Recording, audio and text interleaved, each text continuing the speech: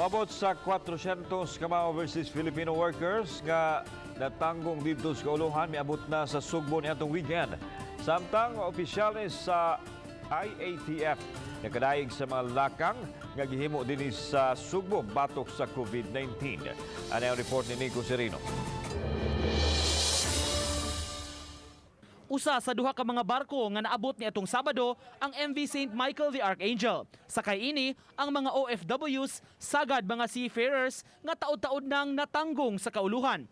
Tagsa-tagsa ang pagpakanaog kanila sa barko aron matuman ang physical distancing.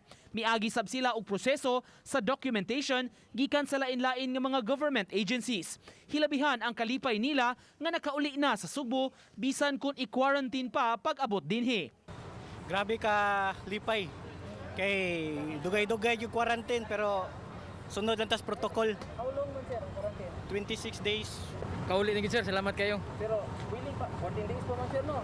Oh. Kwanto mo diri quarantine? Okay ra sir, at least na dire. Gipasakay ang mga OFW sa mga buses aron madala sa hotel aron dito ipaubo sa 14-day quarantine. Kabahin pa kini sa health protocol sa di patugtan nga makapamauli sa ilang tagsa-tagsa ka mga dapit. Niadtong Sabado usab, bibisita sa Sugbo ang mga opisyales sa Interagency Task Force for Emerging Infectious Diseases kun IATF-EID. Nakigtigom sila sa mga opisyales kabahin sa mga lakang nga gipatuman. Nakadaig ang chief implementer sa IATF sa hugot nga koordinasyon sa mga opisyales.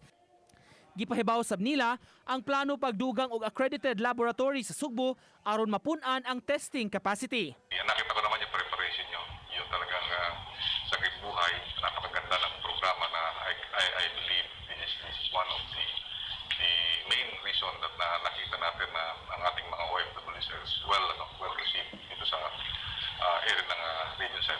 The key to really preventing another wave of this virus and also the key to slowly reopening the economy in Cebu is to build up our testing capacity for PCR tests. Uban ni Marlon Melgazo, Nico Sereno, Balitang Bisdak.